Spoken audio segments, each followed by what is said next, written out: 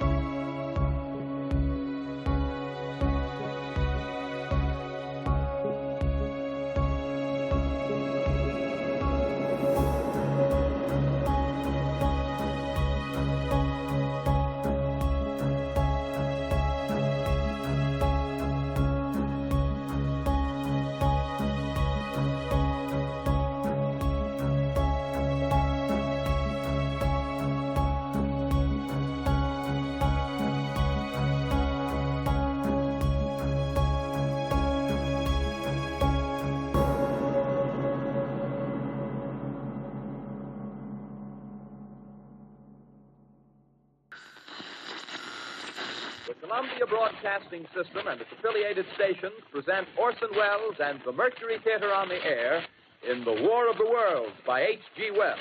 We know now that in the early years of the 20th century, this world was being watched closely by intelligences greater than man's. Así comenzaba en 1938 la dramatización radiofónica de la novela La Guerra de los Mundos, llevada a cabo por Orson Welles. En la presentación quedaba claro que se trataba precisamente de eso, de un programa de ficción. Pero el pánico se apoderó de muchos oyentes que creyeron que realmente la Tierra estaba siendo invadida por extraterrestres. Ese es el poder de la radio.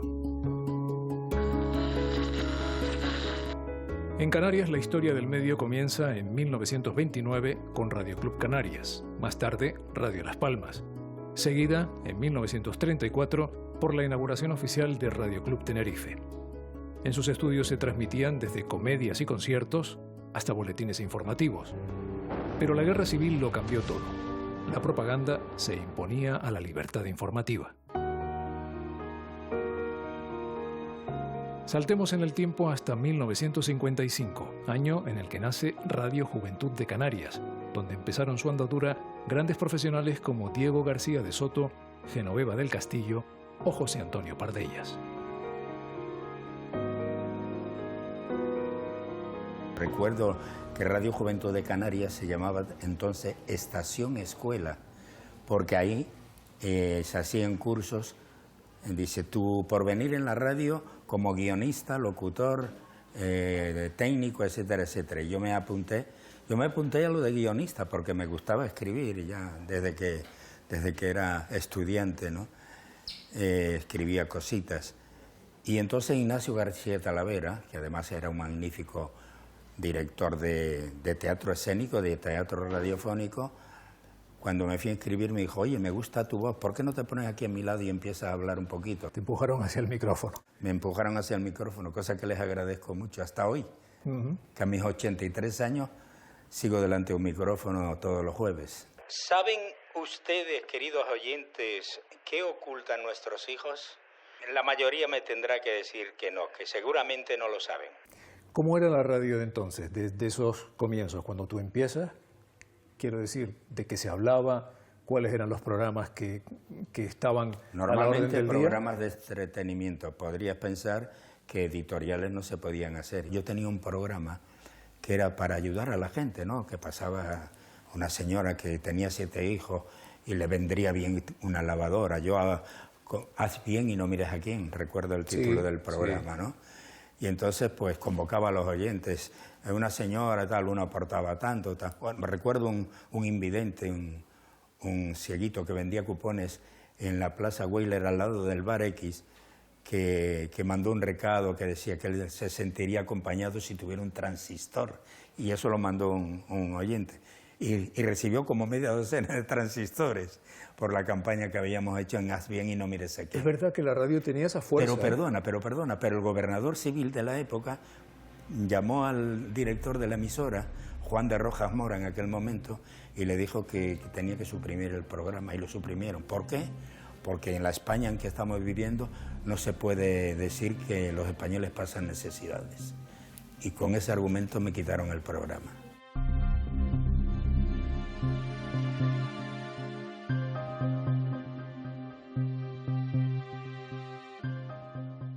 Mucha radio, como digo, de entretenimiento, y por eso proliferaron mucho los festivales cara al público, ¿no?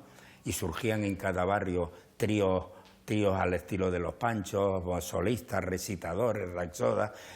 Y había, por ejemplo, en Radio Juventud de Canarias, llevado por un tal Juan María Raval, y todos los locutores, César Fernández Trujillo, Paco Padrón, yo, Gregorio Jone Pérez, se hacía en la Plaza de Toros Lo mejor está en mi barrio, y que cada barrio presentaba a sus artistas, ¿no? Y en el Teatro Baudé, pues en Gala de Estrellas, y en Las Palmas también se hacía, claro, mucho, o sea que mucha radio exterior de espectáculo, ¿no? O sea, la radio entonces propició muchos encuentros, era como la televisión cuando no había televisión, sí, ¿no? Sí, pero sí, no, sin lugar a dudas. La radio tenía mucha trascendencia por eso, porque no había televisión. Y piensa que alrededor, porque había... Las radios de antes se llamaban de capilla porque acababan en ojiva, y bueno, y de luego vinieron otros modelos, Iberia, etcétera, etcétera, y a lo mejor en un edificio solo 2 tenían radio. Y cuando España jugaba fuera, o un partido trascendental, o los seriales radiofónicos, que entonces se usaba mucho, había un maestro de los seriales, fue un palmero, Guillermo Sautier Casaseca, como recordarás, ¿no? Y entonces el afortunado que tenía en la radio la ponía en la ventana del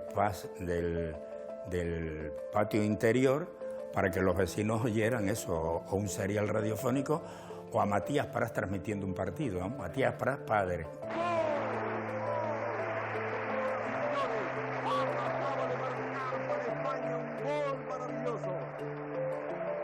En una jugada plena de profundidad y rapidez, iniciada en el defensa Alonso, que pasó sobre Gainza, y este de cabeza a Parra, el delantero centro español. ¿Cómo fue trabajar con las grandes figuras de la radio? Estoy hablando de justamente Eduardo Sotillo, Luis del Olmo, Carlos Tena. Tuve la suerte que Juan de Rojas, por ejemplo, o Luciano Rodríguez, y luego posteriores, tuve la suerte que me designaran a mí como una especie de portavoz de Radio Nacional para el resto de la cadena, ¿no? Y así, por ejemplo, yo intervenía con Luis del Olmo en Protagonistas. Empezó siendo protagonista nosotros y luego protagonistas. Y por la tarde, entonces se usaban mucho los llamados hit parade, que eran listas de éxitos musicales, con Eduardo Sotillos. Y ahí nació lo de La Hora Menos en Canarias. ¿En ese programa con Sotillo? No, con los dos, pero bien. Primero con Luis del Olmo, porque Luis del Olmo decía que en las Ramblas de Barcelona, cuando son las 12, comienza Protagonistas. Luis, aquí 1 hora menos, vale, Canario, vale, o con Eduardo Sotillo por la tarde. Desde Prado del Rey, cuando son las 5 de la tarde, para vosotros, jóvenes, el mejor hit parade de la radio. Eduardo, aquí en Canarias son las 4. Vale, muy bien, 1 hora menos en Canarias. Y por ahí empezó. Si algo tenía en común la radio en Canarias previa a la democracia, era su apuesta por el entretenimiento y la imposibilidad de hablar de temas políticos. Tú empiezas en Radio Atlántico, que esa es como la primera radio, ¿no? La radio de referencia en Canarias. ¿Qué radio es la que te encuentras cuando tú llegas? Y la radio que me encuentro es una radio que no tiene nada que ver con la radio de hoy. Una radio bastante, digamos, estricta, cerrada. Y yo me encuentro en esa radio. Pero en esa radio hay un ambiente de mucha amistad, de pasarlo muy bien. Allí pues estaba Secundino Ramírez, técnico de sonido, Acosta, Luis Falcón. No podías hacer información, no podías hacer nada, absolutamente nada. O sea que de política ni hablamos, ¿no?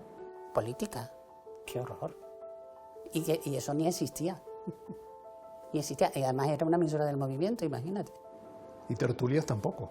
Oh, en absoluto. Eso llega cuando, incluso en el periodo de transición y avanzada un poco la democracia. Y empecé a hacer un programa que se llamaba Los candidatos al habla. Traía los candidatos a la radio, vamos, y eso nunca lo había hecho nadie, ¿no?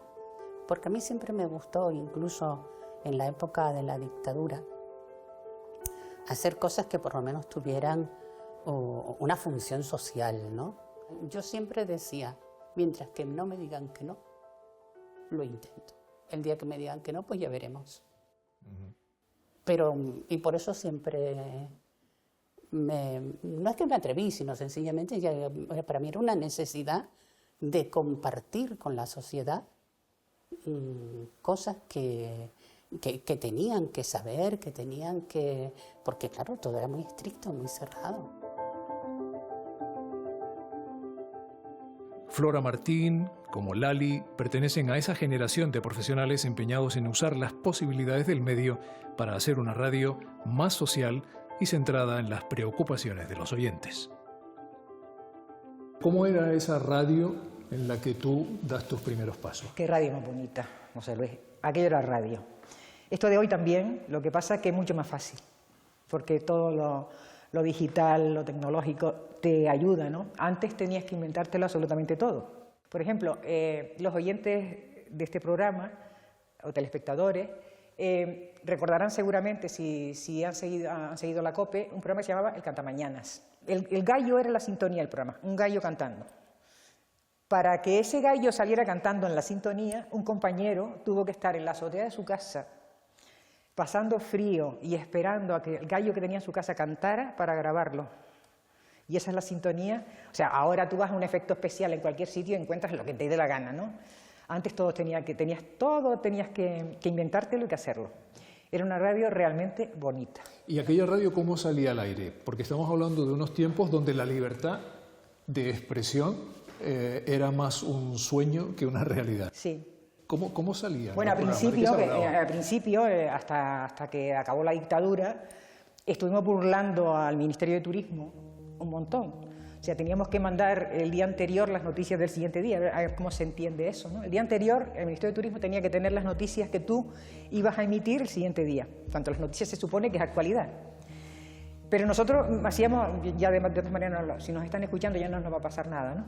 Que nosotros burlábamos, hacíamos que íbamos a emitir esas noticias, pero después emitíamos otras, o sea, ¿sabes?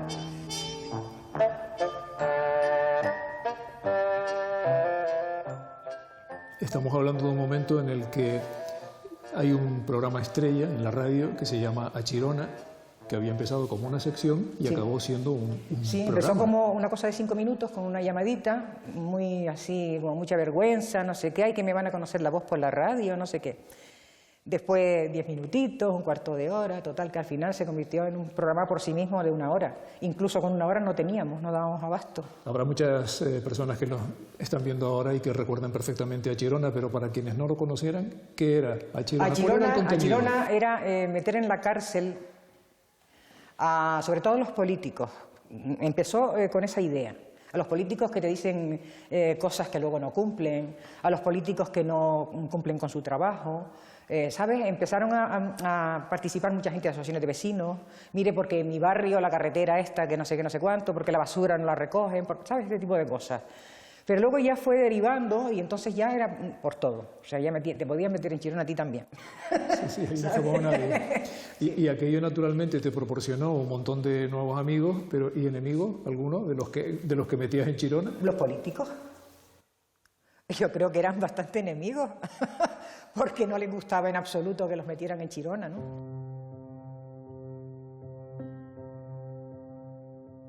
Yo creo que la radio hay que vivirla con pasión, no es un trabajo cualquiera. Porque además a través de la voz, fíjate qué difícil es la radio. Nosotros ahora en televisión estamos con la imagen y la voz pues complementando, la gente está viendo las dos cosas. En la radio tienes que con la voz intentar hacerles llegar al oyente cuando estás emocionada, cuando estás seria, cuando estás alegre, cuando una noticia es triste, cuando una noticia es trágica. A través de la voz tienes tú que hacerle llegar al oyente todas esas emociones.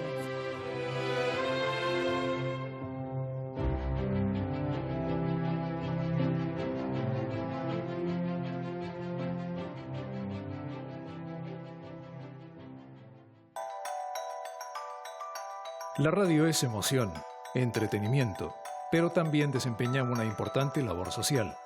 De eso sabe mucho Radio ECA, la emisora que, desde sus orígenes, se ha volcado en la alfabetización de adultos en el archipiélago.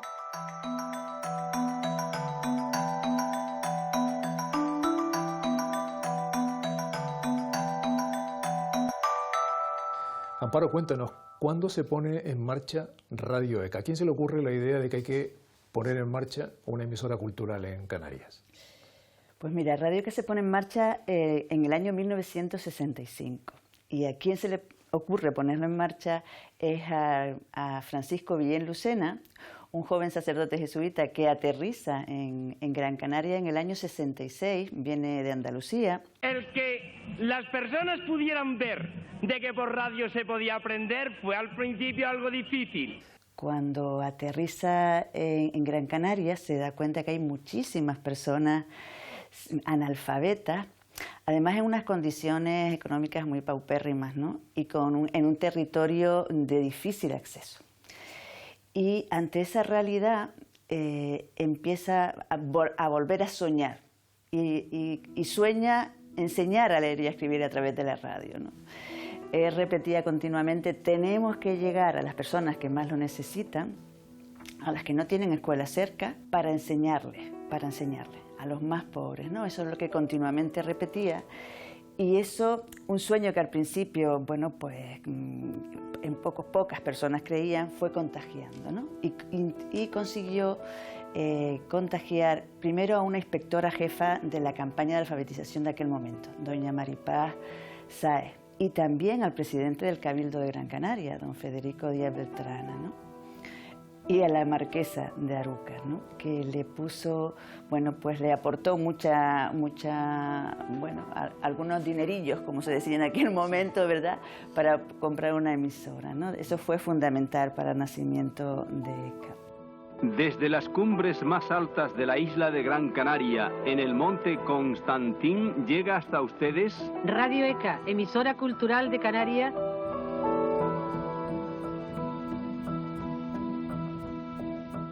La verdad que la idea fue genial, porque fíjate que era un concepto de aprendizaje justamente opuesto a lo que hasta entonces se conocía. Es decir, la gente no podía ir al colegio, pero el colegio iba a la gente a través de la radio.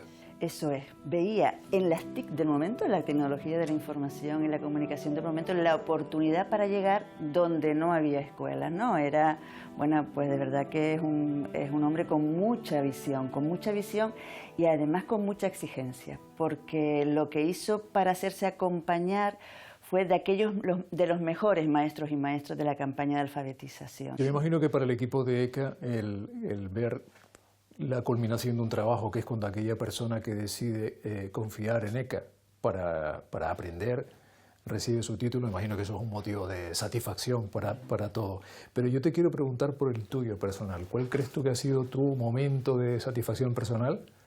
Te puedes imaginar cuántos momentos, ¿no? Sí. Mira, uno de principio, ¿no?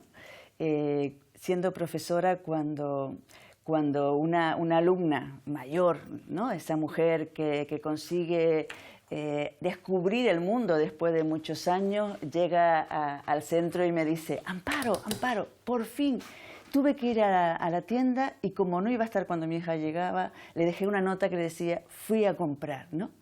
Los ojos de aquella mujer pues te llenan, ¿no? Tú dices, oh, merece la pena. El final de la dictadura trajo nuevos aires a la radio, libre por fin de las ataduras informativas. Era el momento de comunicadores como Antonio Betancor, que a lo largo de su dilatada carrera profesional pasó por diversas emisoras, como Radio Atlántico o Radio Nacional de España en Canarias, y por todo tipo de programas que tenían una cosa en común, algo que se puede aplicar absolutamente a todos los espacios radiofónicos, la importancia de los técnicos de sonido. Técnico de sonido es el complemento del señor que se mete en la pecera y con el que mantienes un lenguaje de signos. Esto es abrir el micrófono, esto es pon publicidad, esto sube a primer plano, baja, desaparece. Sinceramente es una coordinación, este señor que está aquí, que es el técnico del sonido y el que te controla también las voces, y el que se mete en la pecera a decir lo que puede y debe. Me alegro que quieras destacar el papel del técnico de sonido, porque cuando uno habla de la historia de la radio, el técnico de sonido nunca aparece en primer plano, y es fundamental el tener esa comunión. O sea, sin él todo lo demás no tiene sentido, y sobre todo en aquellos años donde la radio además era artesanal. Artesanía pura, artesanía pura. Ten en cuenta que el técnico de sonido de entonces que ponía la publicidad, los anuncios estaban grabados en un pivot chiquitito así, y tenía que meterlos en el magnetofón. Y yo recuerdo a los técnicos de Radio Atlántico de estar en la pausa de publicidad, metían a aquellos pibes. Mientras salía uno, estaban rebobinando el otro y tal, con una agilidad, tremendo, eran auténticos artistas.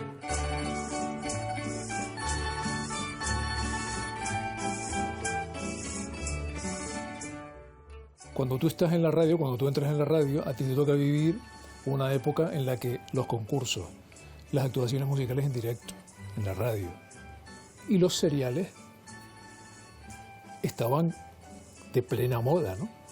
Y había un programa en concreto que era La Ronda, que era en Radio Atlántico, ¿verdad? Aquello fue el boom de la radio. ¿Quién no escuchó La Ronda en aquellos años? Era música dedicada. Eran discos dedicados por los que se cobraba. Aquello fue un boom. Manolo Escobar, Antonio Aguilar, Miguel Aceves Mejía, Los Panchos, todos ellos acaparaban prácticamente todas las, sobre todo Manolo Escobar, prácticamente las canciones eran de Manolo Escobar. Y bueno, sobre La Ronda hay anécdotas las que quieras. Viene una chiquita, pues, 20 años, a ponerle una ronda a su novio, que estaba ingresado en el sanatorio El Sabinal, pues para que tuviera una pronta mejoría. Y la mujer, con toda la buena intención del mundo, hacia su novio, ¿no? Pero claro, la canción que elige era de Los Panchos, Espérame en el cielo, corazón. Tú no me digas a mí.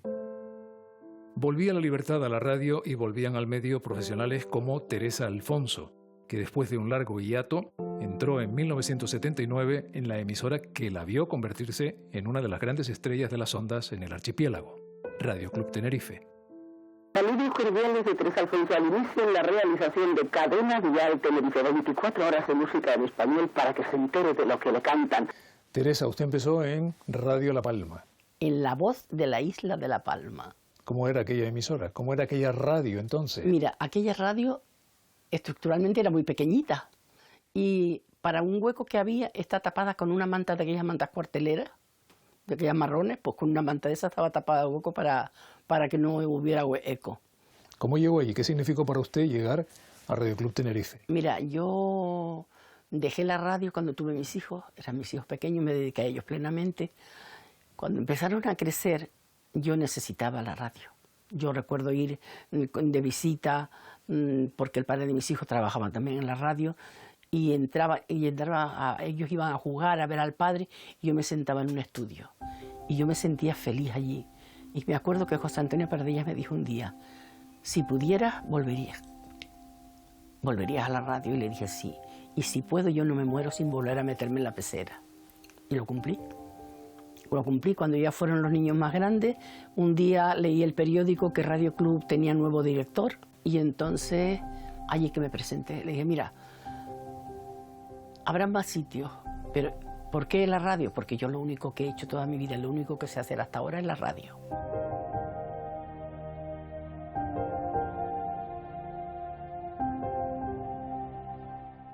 ¿Qué tipo de programas te tocó hacer en la radio? Mira, hice de todo tipo. A mí me gustaban mucho los monográficos. Yo recuerdo hacer primero programas para el ama de casa, Melodías en el hogar, Citrania, Música y Premios, refresco que ya ni existe, Minutos deportivos, y después eran las efemérides musicales, las efemérides isleñas. Había un programa que a mí me gustaba mucho que era Tenerife 31, que me acuerdo del encabezado. Decía, porque 31 son los municipios de Tenerife, Tenerife 31 es nuestra atención de ahora mismo. Guión de Manuel Perdomo Alfonso. ¿Cuál fue la clave del éxito de Radio Club Tenerife? ¿Por qué conectó Radio Club tan bien con la audiencia? De entrada fuimos la primera emisora que tenía una unidad móvil en la calle. Una unidad móvil que recuerdo que pintaron mis compañeros, de los técnicos y tal. Era una Volkswagen de segunda mano que la pintaron ellos con los letreros, con aquellos colores amarillo y negro y tal. Y yo creo que hicimos un rally con un helicóptero. Ese fue el gran despegue, yo creo que de Radio Club y de la radio.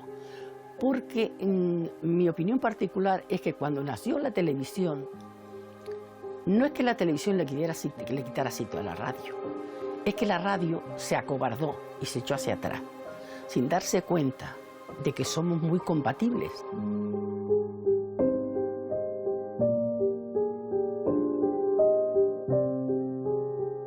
¿Qué es para usted la radio? ¿Qué es la radio en su vida? vida? Mi gran amor. Yo siempre he dicho que la radio para mí es como ese amor que al principio es una ilusión, luego con el tiempo se convierte en amor y al final estás tan loco por ella que la amas hasta que te mueres. Yo todavía hoy, cuando entro en un estudio y me pongo unos auriculares o tengo un micrófono delante, yo me emociono. Buenos días, señoras, señores, aquí estamos una mañana más acompañando... Los inicios de Teresa Alfonso sirven para recordarnos que la radio siempre ha estado presente en todos los puntos de Canarias. Pero, más allá de las dos islas capitalinas, si hay un lugar en el que ha cobrado especial importancia es sin duda en La Gomera. Y si hay un nombre asociado al medio es, por supuesto, el de Sitos Simancas. Muy buenas, soy Sitos Simancas transmitiendo desde Playa de Santiago en la isla de La Gomera. La radio empezó en La Gomera no por mí. Si había otro señor, que ya no está entre nosotros, que hizo la primera radio en San Sebastián de La Gomera. Se llamaba Fernando Rodríguez, es la primera radio que yo escuché en La Gomera. Y claro, después vino Radio Ipalán, donde yo en Radio Ipalán monté la primera radio municipal de San Sebastián de La Gomera, al mismo tiempo también de Radio Gran Rey, también la monté yo también en Valle Gran Rey. Y habían ciertas radios municipales, porque no era lo mismo escuchar una radio foránea, o sea, una radio de fuera, aquí, que muchas veces no llegaba debido a la orografía de la isla de La Gomera, no llegaba a todos los sitios. Y tuvimos la oportunidad de poner repetidores en sitios determinados para poder llegar a toda La Gomera. E incluso poniéndolo en un lugar, llegaba a Hierro y La Palma también. Que eso es, que se llega, esa radio llega a La Palma y a Hierro.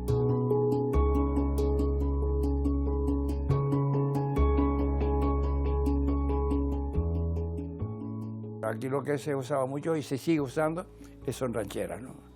Rancheras, boleros, valses y canciones de Canarias, siempre. Siempre tiene que haber en una radio canaria canciones canarias y música canaria.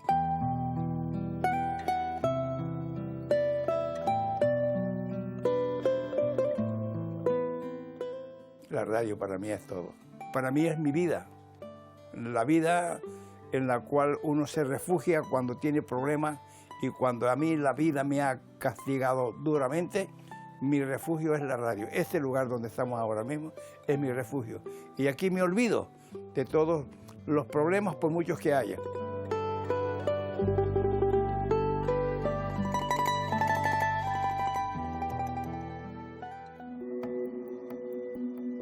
Hay demasiadas emisoras en las islas y demasiadas grandes figuras que ya han desaparecido como para poder hablar de todas. Pero es imposible no recordar a Mara González, la voz de Canarias, que durante décadas luchó desde las ondas por los sectores más desfavorecidos a través de su programa Tamaragua Buenos Días. Una de las personas que mejor la conoció fue Dulce María Facundo.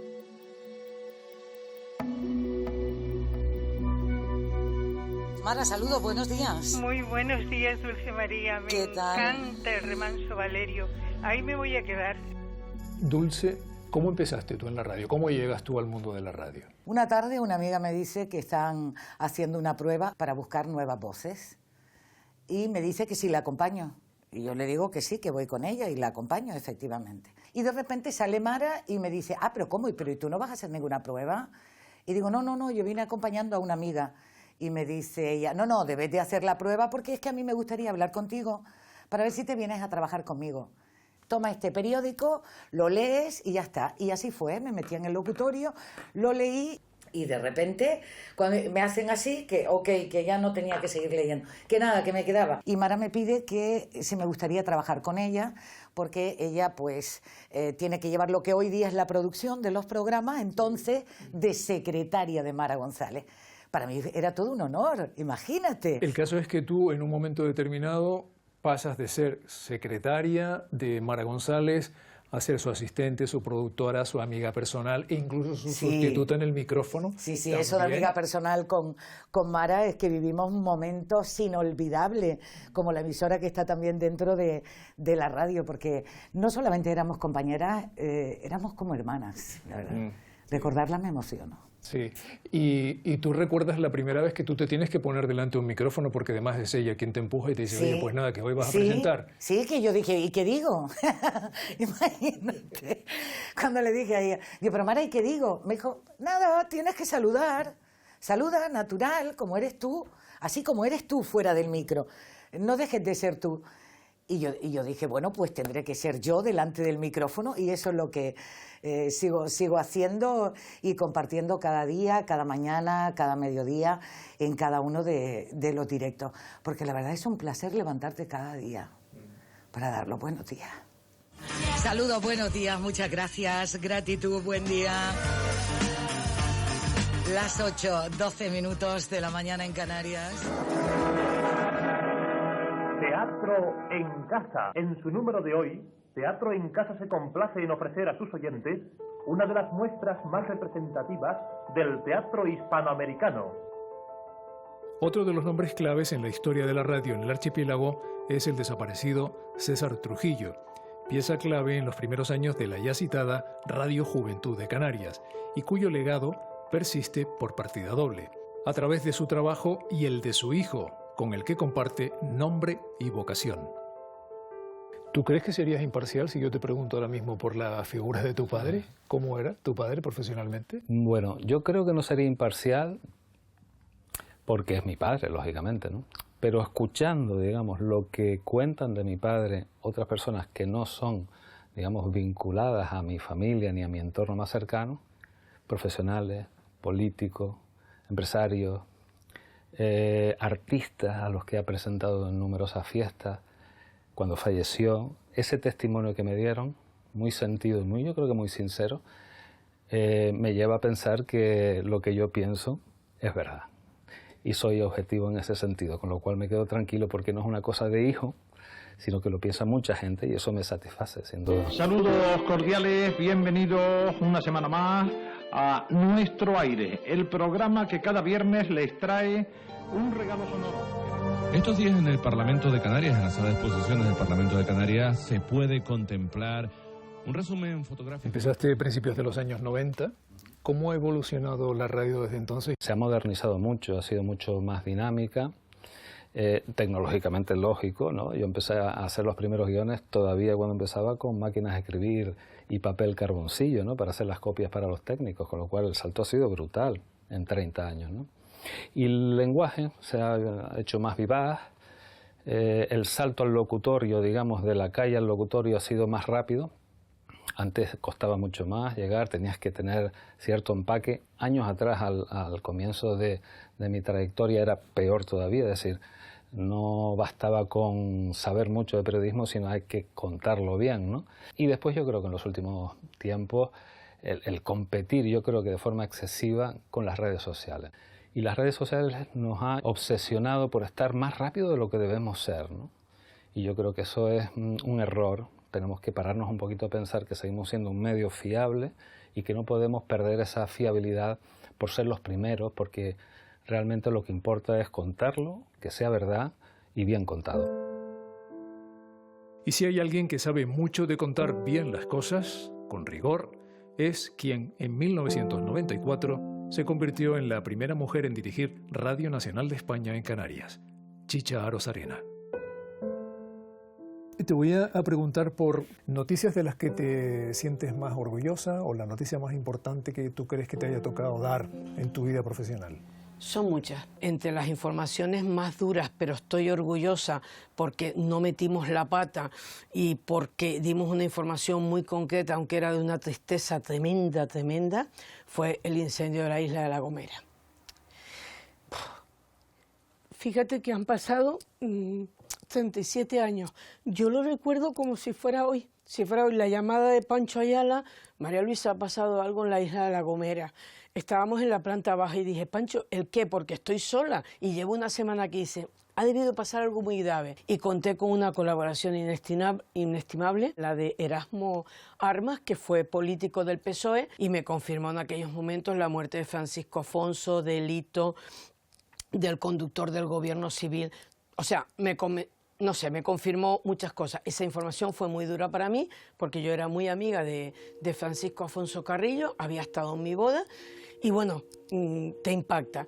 Fíjate si se me notó que a nivel nacional, cuando salí en el boletín a nivel nacional, hubo personas que me dijeron, se te notaba la tristeza.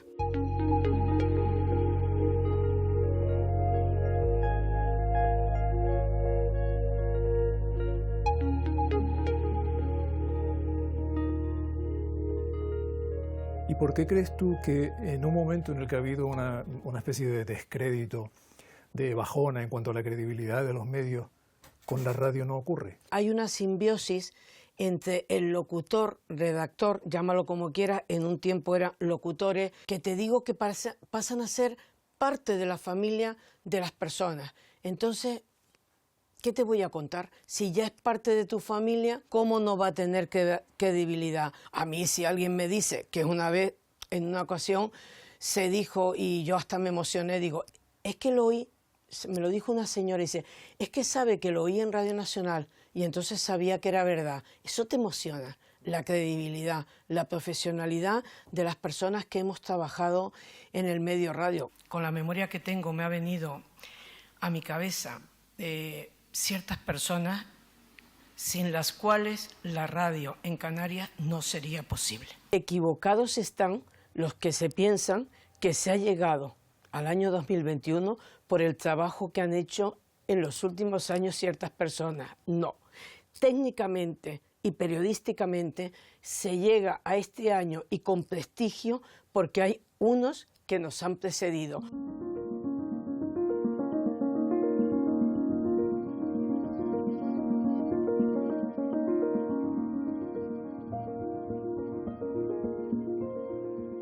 Durante la década de los 90, las grandes emisoras fueron cobrando cada vez más protagonismo en todo el país, incluyendo, por supuesto, Canarias. Radio Nacional de España, Cadena SER, la COPE y la recién llegada Onda Cero. El aterrizaje nuestro en Onda Cero fue en torno al año 90-91. Nadie daba en aquella época un duro por las radios, por las emisoras de FM, porque era el comienzo de una nueva forma de emisión. Claro, era más corta la forma, o sea, todo el mundo estaba con aparatos de FM, o sea, era una historia, preciosa historia, sobre todo para los que vivimos esa época, porque la onda media sí llega más lejos, pero no con la calidad de la frecuencia modulada. La verdad es que aquello fue un descubrir América. Onda Cero Radio. Llegamos a hacer muchos programas, participaba la gente. Cuando te llamaban, parecía cuando pedías una llamada, te creías que no iba a responder nadie, porque tú estás hablando con aquella cosita que se llama micrófono delante y te imaginas que nadie te está escuchando.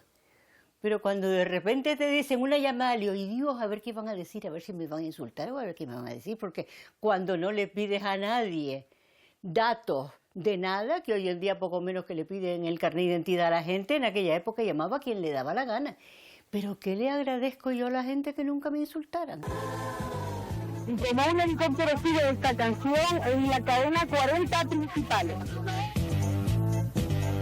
Los 40 principales, cadena Cero. En los comienzos a mí me atrajo más la tele que la radio. Y luego cuando hice lo de los 40 principales me parecía fascinante, ¿no? Era un grupito, me acuerdo que estaban Luis Eduardo, estaba Antonio Domínguez, Carmelo Martín. Y era divertido porque salías y la gente te cantaba el jingle, ¿no? Los 40 principales. Y yo, bueno, aquello me parecía como, ¡guau! Impresionante, ¿no? Era muy gracioso. De verdad nunca me lo había planteado. Además hacíamos autocontrol. Ahora los podcasters, que están los influencers y todo esto, nosotros hacíamos autocontrol, nos subíamos y nos bajábamos los volúmenes, poníamos los discos, le dábamos para atrás. Era apasionante. Y sinceramente yo estaba estudiando y eso era como un hobby, ¿no? Cuando llego a lo que es Radio Club Tenerife y hacer radio en la calle, en la unidad móvil, es una cosa que no te lo puedes ni imaginar.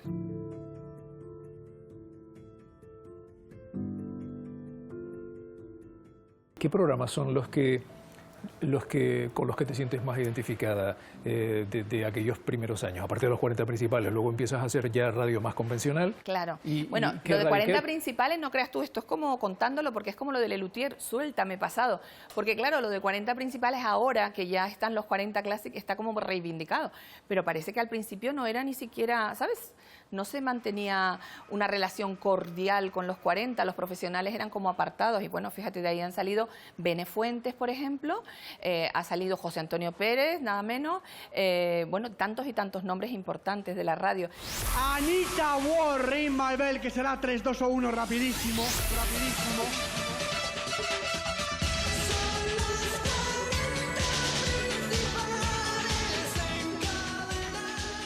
Yo en esos primeros momentos estaba el Club de la Tarde, que lo hacía Gilberto Alemán, después también estaban los Carmelo y Martín, que eran Carmelo Martín, se firmaban los hermanos Rivero, el Tajaraste en las mañanas y las conexiones con Iñaki Gabilondo, ¿no? Entonces era...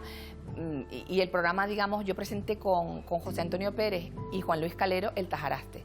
La verdad que trabajar con ellos es la bomba. Me identifico sobre todo, que es la pregunta de José Luis, que me enrollo como una persiana, es el programa de carnaval, las noches de carnaval, que luego repetíamos también en Radio Nacional de España, ¿no? ¿Qué tal? Sean todos ustedes muy bienvenidos. Aquí y ahora comienza una nueva edición desde España.com en Radio Exterior de España. ¿Cómo ha evolucionado la radio? Y no estoy hablando solo desde el punto de vista tecnológico, sino en cuanto a contenido, en cuanto a programas. José Luis, curiosamente, la radio... ¿Te acuerdas que se dijo, había la canción, ¿no? Video Kill the Radio Star. Es mentira, o sea, la radio sigue siendo la misma. Si tú te das cuenta, coges un podcast porque ahora mismo realmente la radio convencional no se escucha tanto, ¿no? Se escucha, bueno, yo tengo un programa en Radio Exterior de España, España.com, que se sintoniza también por onda corta. Es decir, hay gente que escucha con esas radios antiguas, tipo radioafición, onda corta y tal, ¿no? Pero no cambia, o sea, ¿qué es? Un tema que te interesa, cuanto más te interesa a ti como comunicador, mejor lo transmites a la persona que se lo estás contando, y consiste en contar cosas, o sea, no ha cambiado en nada. Han cambiado efectivamente, como decías, las tecnologías. Primero era por cartas postales, luego era por llamadas telefónicas, después vinieron los correos electrónicos y ahora son los streamings y las conexiones por videoconferencia. Como bien dice Pilar, cambian las tecnologías, pero no el objetivo. La radio en el siglo XXI sigue más viva que nunca, como lo demuestra la creación en 2008 de Canarias Radio. Surge porque no hay una emisora de radio en Canarias con emisión para las 7 islas en todos los momentos. Hay otras emisoras que tienen información provincial, información insular, pero no hay ninguna que en ese momento tuviese emisión para las 7 islas al mismo tiempo. E incluso también surge porque no había en ese momento boletines horarios a todas las horas, desde las 8 o 7 de la mañana hasta las 8 o 9 de la tarde, exclusivamente con contenido 90% Canarias. Esa fue la principal razón como motor, digamos, unificador de Canarias a través de la radio, de las ondas, y también de alguna manera para completar el proyecto de la Radio-Televisión Canaria, la R de radio que va antes que la tele. Sabes que la radio es un medio pues, muy sencillo incluso para conectar respecto a la televisión, que es mucho más complejo, y ahí con un teléfono lo hace, con cualquier persona que se puede desplazar, y creo que ese es el gran hito que ha conseguido la radio, y ahí sí notamos que la gente pues, te lo agradece muchísimo, muchos mensajes de WhatsApp que te llegan a la plataforma, incluso cuando vas por ahí pues la gente te reconoce y te lo agradece bastante. La radio es un medio especial, único, que fomenta nuestra imaginación y nos invita a ser cómplices de todo aquello que se está contando. Es, además, un trabajo en equipo, ya que, como decía Chicha, la radio de hoy en Canarias habría sido imposible sin el esfuerzo conjunto de todas las personas que desde el primer día trabajaron por y para el medio. En estas décadas muchas cosas han cambiado, desde los programas que forman parte de la parrilla hasta los medios técnicos. Pero hay una cosa que permanece inalterable. Y es la ilusión de todos los que se ponen ante un micrófono por conseguir una conexión real y sincera con sus oyentes.